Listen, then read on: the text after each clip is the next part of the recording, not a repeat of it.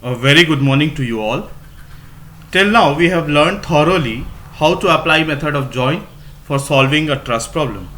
In the sequence today we will learn another interesting method for solving a truss problem, which is named as method of section or the sectional method. So why we are learning this method? There are two particularly strong reasons that supports the learning of this additional method for solving a truss problem.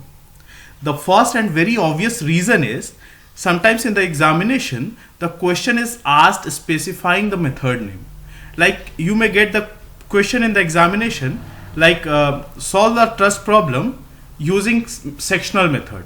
So in that particular case you are left with no other alternative than to use this specified method, and that is why knowing this method of section is also important. But there is another reason too for learning this method, and that is the advantage of this method. This method of section has an advantage that it provides the facility to directly hit a particularly specified member of a truss. Suppose like if you are asked to find out force in any specified member like 1 or 2 member or 3 member or any particular member, if you are asked to find out the force, then this method of section is very helpful. So these are the two reasons why we are learning this method. So let us directly move to a problem and explore how this method is executed. So let us move to a problem. Here I have considered this simple problem for explaining the method of section. So in this basic truss there is just one external load of 360 kilonewton which is applied at joint E, while this truss is supported at joint A with a roller support and at joint F with a hinge support. Now the question reads as find out the force in member BD, CD and CE. So we are not asked to find out forces in all the members of the truss as was asked in earlier problems. So in this particular question we have to calculate internal forces only in these three members, that is BD, CD and CE, and not all other members. So in this particular case we will apply method of section, which has the facility to directly calculate the force in the specified member without moving point to point or joint to joint and solving each members for internal forces. तो अगर आपको इस तरह से दिया जाए कि किसी तीन या किसी दो या किसी एक ही पर्टिकुलर मेंबर पे फोर्स निकालो, तब हम जाके मेथड ऑफ सेक्शन अप्लाई करेंगे. तो the initial few steps are quite similar to what we used in method of joints. Method of joints में पहले दो स्टेप्स क्या थे? सबसे पहला स्टेप जो मेथड ऑफ जॉइंट में हम लोगों ने अप्लाई किया था वो था सपोर्ट हटा के एक फ्री बॉडी डायग्राम ड्रॉ करना. तो यहां पे भी हम पहला स्टेप वही अडॉप्ट करेंगे. हम पहले ट्रस का फ्री बॉडी डायग्राम ड्रॉ कर लेंगे. अब इस गिवन ट्रस के फ्री बॉडी डायग्राम ड्रॉ करने के लिए चूंकि हम देख रहे हैं कि सपोर्ट ए पे एक रोलर सपोर्ट है, और अगर हम ये रोलर सपोर्ट हटा दें तो हमें एक वर्टिकल रिएक्शन अपवर्ड डायरेक्शन में लगाना होता है. तो let us remove this support at joint A and replace it by a vertical reaction which is named as R A. तो यहाँ आर ए हो गया. Similarly at joint F where there is a hinge support will be replaced by two mutually perpendicular reactions. So RFY and RFX are these reactions. तो basically अब now इस truss में आप देख सकते हैं कि हमारे पास चार एक्सटर्नल फोर्सेस हैं including the support reactions RFX, RFY, 360 kilonewton and RA. And out of these four external forces, the three are unknown, while this 360 kilonewton is a known force. तो ये पहला स्टेप था. Now the second step is also quite similar to method of joint. दूसरे step में we will calculate the magnitude of this support reactions, and for that we have three equilibrium equations which we will apply. So the first equation, the three equations are summation fx equals to 0, fy equals to 0 and moment about any specified point equals to 0. So let us apply these three equations one by one. तो अगर हम summation F X equal to 0 लगाएं तो हम देख सकते हैं कि इस पूरे ट्रस में सिर्फ ये इकलौता फोर्स आर एफ एक्स है जो एक्स एक्सिस के अलोंग एक्ट कर रहा है या हॉरिजॉन्टल डायरेक्शन में एक्ट कर रहा है. तो this R F x has no other force to balance, thus the value of Rfx will directly be 0. तो Rfx equals to 0 पहले ही आ गया. Now we are left with these two unknown forces, Ra and Rfy. तो अगर हम summation Fy equals to 0 लगाएं तो Ra plus Rfy minus 360 will be 0. तो यहाँ हम इक्वेशन लिखते हैं Ra plus Rfy. मैंने ये 360 को इक्वल्स टू साइन के उस तरफ कर दिया, तो ये हमारा इक्वेशन बन गया. Now the value of Ra and Rfy are still unknown. तो इन वैल्यूज को कैलकुलेट करने के लिए we will use our third tool और the third equation which is a moment equation. तो as we know, in order to apply this moment equation, we need to select a particular point or a moment center. Now this moment center can be chosen as per our convenience. So in this particular problem, I am choosing point A as our moment center. That means that I will consider the moment of all forces about this point A. So how we take moment? We know we need to multiply the magnitude of the force and the perpendicular distance of that force from the selected moment center. So starting with this 360 kilonewton force, this 360 kilonewton force is at a distance of 4 plus 4, that is 8 meter from this point A. So the first term in our moment equation will be 360 multiplied by 8. So 360 multiplied by 8. Now the second force is this Rfy. And this Rfy has a perpendicular distance from point A equal to 4 plus 4 plus 4, that is 12. So Rfy multiplied by 12 will be another moment term. But since the direction of this Rfy is quite opposite to this 360 kilonewton, so this moment term, because of Rfy, will have a negative sign in its moment value. So writing it as minus Rfy multiplied by 12 equals to 0. Since no other force apart from Rfy and 360 kilonewton will create a moment about point A, hence there are just two forces in this moment equation. Now you may ask why this Rfx is absent in this equation. The reason is quite obvious. This Rfx has a distance from this joint A equal to 0. I mean, if you extend this Rfx, or you will draw the line of action of this Rfx, the line of action of this force Rfx will pass from the same moment center A. So the perpendicular distance of line of action of this Rfx from point A is 0. So it will not create any moment about point A.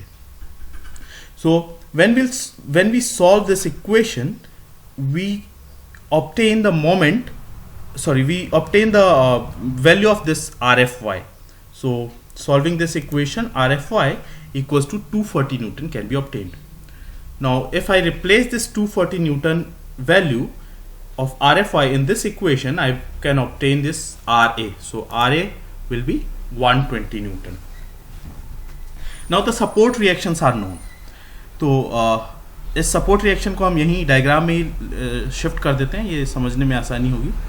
Now the third step is also similar to method of joint. ये support reaction निकालने के बाद method of joint में हम क्या करते हैं, हम मेंबर्स को कंप्रेसिव या टेंसाइल एज्यूम कर लेते हैं. तो यहाँ पे भी हम इनके मेंबर्स को कंप्रेसिव या टेंसाइल एज्यूम करेंगे. अंतर सिर्फ इतना आएगा कि मेथड ऑफ जॉइंट में हमें सारे मेंबर्स को कंप्रेसिव या टेंसाइल एज्यूम करना पड़ता है, लेकिन चूंकि इस क्वेश्चन में हमसे सिर्फ 3 मेंबर्स पे ही फोर्स पूछा गया है, तो हम इन्हीं 3 मेंबर्स को कंप्रेसिव या टेंसाइल नेचर एज्यूम करेंगे और उसके लिए हम एरो लगाते हैं. तो let us start with this member CE. CE को मैं एज्यूम कर लेता हूँ कि एक कंप्रेसिव फोर्स के इन्फ्लुएंस में है. तो for that I will apply 2 arrows in this member CE, like in this direction one, and another will be quite nearer to this E joint, so E. तो ये दो म्यूचुअली अपोजिट डायरेक्शन में act करने वाले arrow ये signify कर रहे हैं कि मेंबर CE जो है वो एक कंप्रेसिव फोर्स के इन्फ्लुएंस में है. सिमिलरली मैं CD को भी कंप्रेसिव फोर्स के इन्फ्लुएंस में एज्यूम कर लेता हूँ, तो ये कंप्रेसिव हो गया, और BD is also compressive external force. मैंने सारे फोर्स को नाम भी दे दिया है, RBD, RCD एंड RCE. तो ये 3 स्टेप जो हैं वो एकदम बिल्कुल कॉमन है मेथड ऑफ जॉइंट में और मेथड ऑफ सेक्शन में. अंतर सिर्फ इतना है कि यहाँ पे आपको सिर्फ उन्हीं मेंबर्स पे फोकस करना है जिस पे फोर्स पूछा गया है। अब इसके बाद हमारा एक्चुअल एक्शन शुरू होता है। तो जैसा कि इसके नाम से क्लियर है, मेथड ऑफ सेक्शन, तो इस मेथड में हमें एक सेक्शन लाइन ड्रॉ करना होता है। And what is the significance of section line? Section line कहने का मतलब है कि वो लाइन इस ट्रस को दो पार्ट में डिफ्रेंशिएट कर देगा, अलग कर देगा, डिस्टिंग्विश कर देगा, कट कर देगा, सेक्शन कर देगा। तो वो सेक्शन लाइन हम यहाँ पे ड्रॉ करेंगे और उसके बाद हम कैलकुलेशन शुरू करेंगे। तो लेकिन वो सेक्शन लाइन ड्रॉ करने के कुछ तरीके हैं। There are certain set of rules to draw the section line. तो अभी आगे हम चले उसके पहले मैं आपको फटाफट उन रूल्स के बारे में बता देता हूँ जो हमें सेक्शन लाइन ड्रॉ करते समय ध्यान रखना होता है। तो let us start with the first rule. उसके पहले मैंने ये जिन मेंबर्स पे फोर्स पूछा गया उनको हाईलाइट कर दिया ताकि आपको ध्यान रहे कि हमें सिर्फ इन्हीं 3 मेंबर्स पे फोकस करना है। तो सेक्शन लाइन ड्रॉ करने के जो रूल्स हैं वन बाय वन हम देख लेते हैं। The first rule says that section line should cut all the members where force is to be calculated. अब इस क्वेश्चन में वो कौन कौन से मेंबर्स हैं जिस पे फोर्स कैलकुलेट करना है? B D, C D and CE. तो सेक्शन लाइन इन तीनों मेंबर्स को कट करना चाहिए, कोई मेंबर अनकट नहीं रह जाना चाहिए। तो ये पहला रूल है। The second rule is section line should not pass through any joints. तो जो सेक्शन लाइन हम ड्रॉ करेंगे इन 3 मेंबर्स को कट करते हुए वो किसी भी जॉइंट से पास नहीं होना चाहिए। It should pass from the middle of the member. तो कोई भी जॉइंट मेरा कट नहीं होना चाहिए। This is the second rule. And the third rule is section line should cut maximum 3 members at a time. So in this question we are fortunate enough that we are asked to find out forces in just 3 members. तो चूंकि हमसे 3 ही members पे पूछे गए हैं और हम maximum सिर्फ 3 मेंबर्स ही कट कर सकते हैं। अगर मान लो हमसे ये 4 मेंबर्स पे भी फोर्स पूछे जाते तब भी हमें सेक्शन लाइन ऐसा ही ड्रॉ करना है कि हम मैक्सिमम 3 ही मेंबर्स कट कर सकें, 3 ही मेंबर कट होता हो। 4 मेंबर या 3 से ज्यादा मेंबर किसी हालत में कट नहीं करना है। हाँ, आप 3 से कम कर सकते हो बट 3 से ज्यादा नहीं। तो इस बात का हमें पूरा ध्यान रखना है कि जब भी हम सेक्शन लाइन ड्रॉ करें वो इस तरह से पास हो कि एट ए टाइम एक बार में सिर्फ 3 ही मेंबर्स कट हो। हाँ, अगर आपको लगता है कि आपको 4 मेंबर्स पे फोर्स पूछा गया है तो आप 2 अलग अलग सेक्शन लाइन ड्रॉ कर लो, बट एक section line at a time सिर्फ 3 मेंबर्स कट करेगा। This is to be remembered. And the last rule is section line should separate the truss in 2 distinct part. तो सेक्शन लाइन ऐसा होना चाहिए कि ये ट्रस पूरी तरह से इंडिपेंडेंटली 2 सेपरेट पार्ट में अलग हो जाए। तो सपोज मान लीजिए कि हमसे 3 की बजाय सिर्फ 2 मेंबर्स पे ही फोर्स पूछा गया होता है, बीडी पे और सीडी पे, तो हम वो सेक्शन लाइन ये यहां से यहां तक ऐसे ड्रॉ नहीं करते, है ना। अगर हमने ऐसे ड्रॉ किया होता तो ये ट्रस का लेफ्ट वाला और राइट वाला पार्ट यहां से जुड़ा रहता। तो हमें सेक्शन लाइन इस तरह से ड्रॉ करना है कि ट्रस पूरी तरह से 2 इंडिपेंडेंट पार्ट में डिवाइड हो जाए। तो following these 4 rules let us draw the section line. So अब आपको समझ में आ गया होगा सेक्शन लाइन कैसे ड्रॉ करेंगे हम। तो चलो, ये मेरा सेक्शन लाइन है। Now although I am calling it a line, it may be curve, the shape of this section line और section plane doesn't matter at all, है ना। इसको आप चाहो तो कर्व ड्रॉ कर लो, चाहो तो इंक्लाइंड लाइन ड्रॉ करो, चाहो तो वर्टिकल लाइन ड्रॉ कर लो, जरूरत पड़े तो आप हॉरिजॉन्टल भी ड्रॉ कर सकते हो। तो लेकिन इसका शेप मैटर नहीं करता है। मैटर क्या करता है, ये 4 रूल सेटिस्फाई होने चाहिए। तो मैं इस सेक्शन प्लेन को या सेक्शन लाइन को नाम दे देता हूँ 1-1। आपको नाम भी देने की जरूरत नहीं है, मैं सिर्फ समझाने के लिए बता रहा हूँ। तो अब हम देखेंगे कि ये येलो वाला जो डैश लाइन है, this is my sectional plane और सेक्शन लाइन। सो अगर आप देखोगे तो ये लाइंस या सेक्शन प्लेन इन चारों रूल्स को फॉलो कर रहा है। पहला रूल है कि वो सारे मेंबर्स कट होने चाहिए जहां पे फोर्स पूछा गया है। तो मैंने ऑलरेडी उन मेंबर्स को हाईलाइट करके रखा हुआ है, तो ये तीनों मेंबर्स कट हो रहे हैं। दूसरा है कोई भी जॉइंट कट नहीं होना चाहिए, तो कोई भी जॉइंट कट नहीं हो रहा। देखो सेक्शन लाइन किसी भी जॉइंट से पास नहीं हो रहा है। तीसरा रूल है कि मैक्सिमम 3 मेंबर्स कट होने चाहिए, तो आप गौर करोगे तो मैक्सिमम 3 मेंबर्स ही कट हो रहे हैं। And the last rule is this section line should separate the truss in 2 distinct part. तो ये लेफ्ट वाला पार्ट अलग हो जाएगा, राइट वाला पार्ट अलग हो जाएगा अगर हम सेक्शन लाइन के अलॉन्ग इन ट्रस को कट कर दें। तो एक्चुअल में हम कट नहीं कर रहे हैं, हम सिर्फ एज्यूम कर रहे हैं। तो although just for the sake of simplification, let me divide the truss in 2 parts, so it will make you more clear. तो ये हमने ट्रस को दो इंडिपेंडेंट पार्ट में डिवाइड कर दिया, लेफ्ट पार्ट और राइट पार्ट। अब ये सेक्शन लाइन एक बार ड्रॉ हो गया, इसके बाद आप कोई भी एक साइड का ऑब्जेक्ट या एक साइड का ट्रस का पोर्शन लेके सॉल्व कर सकते हो। ये फिर से आपकी चॉइस पे डिपेंड करता है कि आप कौन सा पोर्शन सिलेक्ट करना चाहते हो, पर ऑब्वियस है कि आप उसी पोर्शन को सिलेक्ट करोगे जो देखने में आसान हो, जो ज्योमेट्रिकली सिंप्लीफाई मतलब सिंपल लगे, आप उसी को सिलेक्ट करोगे। लेकिन चूंकि इस क्वेश्चन में ये लेफ्ट और राइट ऑलमोस्ट सिमिलर हैं, तो ये फर्क नहीं पड़ता कि आप कौन से पार्ट को लेते हो। तो मुझे पसंद है लेफ्ट वाला part, so I am choosing this left part for the solution. तो ये लेफ्ट वाला पार्ट हम चूज कर रहे हैं। तो अब हम क्या करेंगे, राइट वाले पार्ट को ओमिट कर देता हूं। I have the facility to omit a part, लेकिन आप you can redraw this selected part in your notebook. अच्छा, मैं इसको ओमिट करूं उसके पहले let us quickly find out the angle of the inclined force. So in either part of this truss there is just one force which is inclined, and that is this RCD. So let us find out the inclination of this RCD from horizontal. तो ये कैसे होगा? You can consider this triangle B, D and C. तो इस triangle में you know the perpendicular that is 3 and you also know the base that is 4. तो you can apply trigonometric ratio tan theta. So perpendicular upon base, using that equation you can calculate the angle. तो कितना आएगा angle? 4/3 tan inverse. It will come around I think 36.9. So ये 36.9 अगर यहाँ का angle आया तो this angle will also have the same value, that is 36.9. तो ये दोनों ही 36.9 आ गए।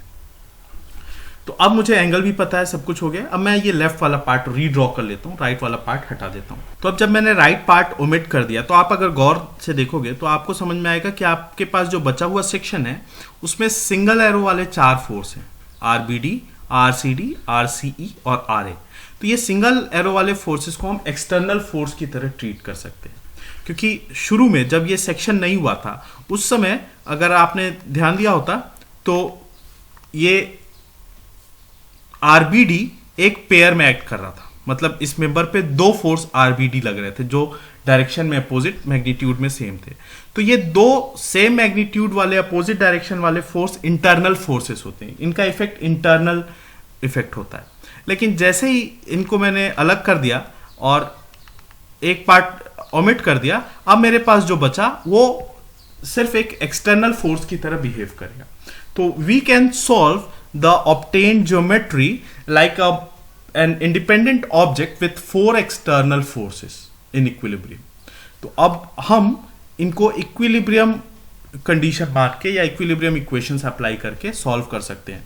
अब आप देखोगे कि हमारे पास सिर्फ 3 ही अननोन फोर्स हैं, RBD, RCD और RCE, and this is the reason why it was said कि मैक्सिमम 3 मेंबर्स ही कट होने चाहिए। तो चूंकि हमने मैक्सिमम 3 ही मेंबर कट किए तो हमारे पास हमेशा सिर्फ 3 ही अननोन फोर्स एट मैक्स होंगे, और hopefully we also have the 3 equilibrium equations to solve this. लेकिन इस केस में I do not want to use all those equilibrium equations, क्योंकि मुझे ऐसा लगता है कि मैं सिर्फ एक ही इक्वेशन, उन इक्विलिब्रियम इक्वेशंस में से सिर्फ एक मोमेंट इक्वेशन इस्तेमाल करके ही ये तीनों अननोन की वैल्यू निकाल सकता हूं।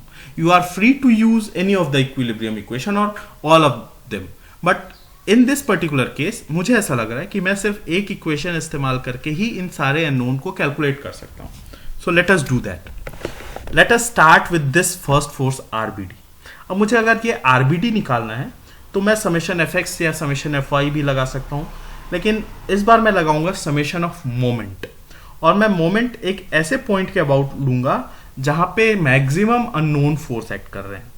तो मैक्सिमम अननोन फोर्स एक्ट करने वाला पॉइंट सिर्फ C है। तो let us take moment about point C। तो taking moment about point C। अब अगर हम C के अबाउट मोमेंट लेंगे तो क्या होगा, चूंकि ये 2 फोर्स CE और CD ये दोनों C से ही पास हो रहे हैं, तो मोमेंट इक्वेशन में ये 2 फोर्स नहीं आएंगे। अब मोमेंट इक्वेशन में आएगा सिर्फ RA जो C से पास नहीं हो रहा है, और RBD जो भी C से पास नहीं हो रहा है। और इन दोनों फोर्स में से RBD और RA इन दोनों में से सिर्फ एक ही अननोन है RBD, क्योंकि आर ए तो पहले से ही नोन है। तो इस मोमेंट इक्वेशन से ही सिर्फ एक अननोन होने की वजह से I can directly obtain the value of R B D. तो let us consider the moment. Moment कैसे लेंगे? Force multiplied by perpendicular distance. तो फोर्स कितना हो जाएगा? आर ए मल्टीप्लाइड बाय 4 और R B D multiplied by 3। तो R A into 4 और R B D multiplied by 3। और डायरेक्शन क्या होगा? आर ए फोर्स का मोमेंट सी के अराउंड हम देख सकते हैं क्लॉकवाइज है। So is the direction of this R B D along C, C के अबाउट आर बी डी का भी डायरेक्शन क्लॉकवाइज है। तो चूंकि दोनों का ही डायरेक्शन क्लॉकवाइज है तो both will come with the same sign. So R A into 4 plus R B D into 3 equals to 0। Now since R A is 120, तो 120 into 4 plus R B D into 3 equals to 0। So this will lead to the value of RBD, which is minus 160 Newton.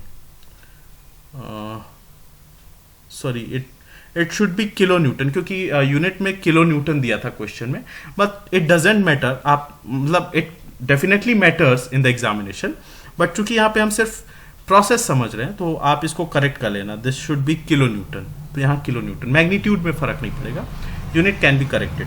So this should be kilo Newton. तो अभी क्या हुआ, मैंने सिर्फ एक ही equation apply किया, कौन सा? Summation moment about C equals to 0, और मुझे डायरेक्टली आरबीडी मिल गया। अब इसी तरह से मैं फिर से अगर यही मोमेंट इक्वेशन किसी दूसरे पॉइंट के अबाउट लगाऊं तो हो सकता है मुझे कोई दूसरा अननोन मिल जाए। कौन सा पॉइंट हम ले सकते हैं? क्या होगा अगर मैं मोमेंट ले लूं पॉइंट ए के अराउंड? क्या हो जाएगा? अगर मैं ए जॉइंट के अबाउट मोमेंट लेता हूं तो ये आर ए की वजह से कोई मोमेंट नहीं आएगा। क्यों? क्योंकि ये ए से ही पास हो रहा है। और आर सी ई की वजह से भी कोई मोमेंट नहीं आएगा, क्योंकि ये भी ए के से ही पास हो रहा है अल्टीमेटली, क्योंकि इसका लाइन ऑफ एक्शन ए से पास हो रहा है। तो अब मेरे मोमेंट इक्वेशन में सिर्फ दो ही फोर्सेस आएंगे, आर बी डी और आर सी डी। और इन दोनों फोर्स में से आर बी डी मैं पहले ही कैलकुलेट कर चुका हूं, तो I can directly obtain the value of R C D if I take moment about joint A. So let us now take moment about joint A. लेकिन एक परेशानी और है, और वो परेशानी है perpendicular distance of R C D. ये आर सी डी का परपेंडिकुलर डिस्टेंस ए से, तो आर सी डी का ए से परपेंडिकुलर डिस्टेंस, क्योंकि आर बी डी का ए से परपेंडिकुलर डिस्टेंस तो क्लियर है, इट इज 3। यहाँ पे 3 दिया है ना, ये 3। लेकिन आर सी डी का परपेंडिकुलर डिस्टेंस ए से कैलकुलेट करने के लिए हमें इसके लाइन ऑफ एक्शन को एक्सटेंड करना पड़ेगा और यहाँ से परपेंडिकुलर ड्रॉ करना पड़ेगा। So this will be the perpendicular distance, this will be the perpendicular distance of R C D about A या फ्रॉम ए। तो अब हमें ये डिस्टेंस पता होना चाहिए, लेकिन ये डिस्टेंस हम कैलकुलेट कैसे करेंगे? It will be very difficult to find out the perpendicular distance, I mean this distance, this, it is very difficult. तो हम इस डिफिकल्टी में नहीं पढ़ना चाहते। Hopefully we have learn what we have learn the Varignon theorem, and what does it states? Varignon theorem states that कि किसी एक फोर्स का, सपोज वो फोर्स अभी हमारे लिए आर सी डी है, तो किसी भी एक फोर्स का किसी पॉइंट के अबाउट मोमेंट उसी फोर्स के कंपोनेंट्स के उसी पॉइंट के अबाउट मोमेंट के सम के बराबर होता है। तो instead of finding out the perpendicular distance of line of action of R C D from A, what will we do? We will resolve this RCD in two mutually perpendicular components, और उनके components का हम distance A से निकाल लेंगे, और उस distance को कंसिडर करते हुए हम उसके कंपोनेंट्स का मोमेंट निकालेंगे और उसको ऐड कर देंगे। वो इस RCD के A के अबाउट मोमेंट के सेम होगा। तो इनके कंपोनेंट्स क्या क्या आ जाएंगे? पहला कंपोनेंट होगा RCD cos 36.9, जो कि हॉरिजॉन्टल डायरेक्शन में ऐड करेगा। अब चूंकि हॉरिजॉन्टल कोई भी फोर्स इस ए से ही पास हो जाना है, तो ये जो हॉरिजॉन्टल कंपोनेंट आएगा दैट इज RCD cos 36.9, इसकी वजह से भी कोई मोमेंट नहीं आएगा। अब मोमेंट आएगा किसकी वजह से? इसके दूसरे कंपोनेंट की वजह से, जो होगा वर्टिकल कंपोनेंट। और वर्टिकल कंपोनेंट क्या हो जाएगा? RCD sin 36.9। तो मोमेंट इक्वेशन कितना हो जाएगा? RCD साइन 36.9 मतलब इसका वर्टिकल कंपोनेंट मल्टीप्लाइड बाई 4, तो ये डिस्टेंस 4, ये perpendicular distance, vertical component multiplied by perpendicular distance minus RBD into 3, तो RBD इंटू 3, तो A से इसका डिस्टेंस 3 ही है, ये परपेंडिकुलर डिस्टेंस RBD का। अब ये माइनस साइन क्यों?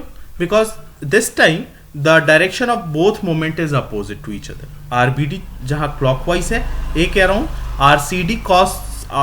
RCD साइन 36.9 जो कि वर्टिकल है, that will create an counter clockwise moment around a. तो ये हमारा मोमेंट इक्वेशन हो गया। अब चूंकि हम RBD ऑलरेडी ऑब्टेन कर चुके हैं, तो अगर हम वो वैल्यू यहाँ रिप्लेस कर दे तो मुझे RCD मिल जाएगा। तो चूंकि यहाँ माइनस साइन आया था 160 किलो न्यूटन या न्यूटन, तो this magnitude will be replaced along with its sign, तो यहाँ भी हम माइनस साइन रख देते हैं। तो यहाँ से RCD हमें फिर से -200 न्यूटन, किलो न्यूटन या न्यूटन आ गया।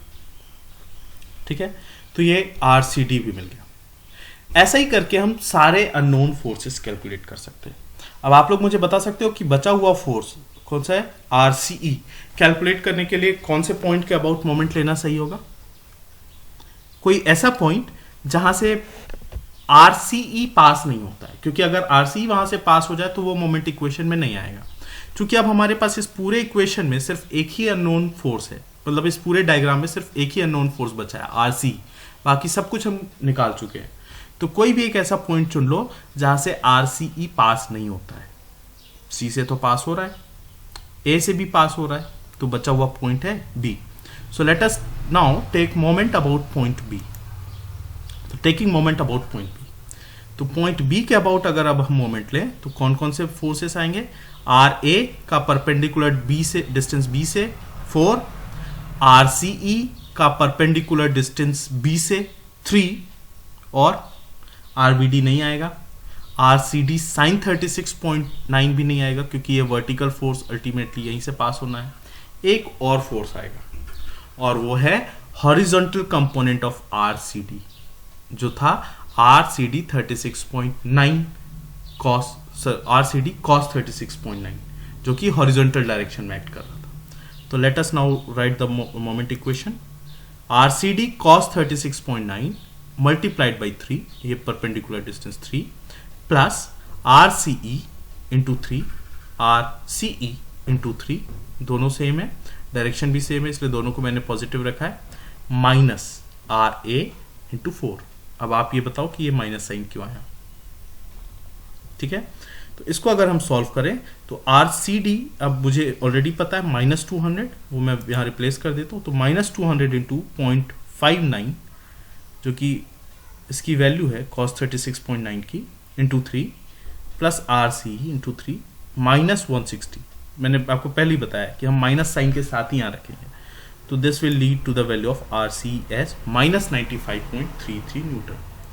तो हमने ये तीनों ही फोर्सेस निकाल लिए, इंटरनल फोर्सेस। अब चूंकि ये RBD है, तो अगर हम ये ट्रस को पूरा भी कंप्लीट एज्यूम कर लें तो भी दूसरा वाला जो फोर्स था वो भी सेम मैग्नीट्यूड का ही होगा। ठीक है, तो इस तरह से हमने ये तीनों ही एज्यूम कर लिया। अब आप वो टेबल बना सकते हो और उसमें इनका नेचर लिख सकते हो। ये माइनस साइन ये सिग्निफाई कर रहा है कि जो डायरेक्शन हमने एज्यूम किया था वो डायरेक्शन सही नहीं था, that direction should be reversed. तो वहां पे हम वो डायरेक्शन रिवर्स कर लेंगे और हम देखेंगे कि रिवर्स करने के बाद उन फोर्सेस का उस जॉइंट पे क्या इफेक्ट है, कंप्रेसिव है या टेंसाइल है, और उसके अकॉर्डिंग हम वो आंसर वाला टेबल प्रिपेयर कर लेंगे। तो आई होप कि आप सब वो आंसर वाला टेबल आप प्रिपेयर करके मुझे भेज सकते हो, और अगर आपको अभी भी कोई क्वेरी है तो आप मुझे पूछो, अदरवाइज हम कुछ और न्यूमेरिकल्स के साथ आगे चलते हैं मेथड ऑफ सेक्शन में। Thank you.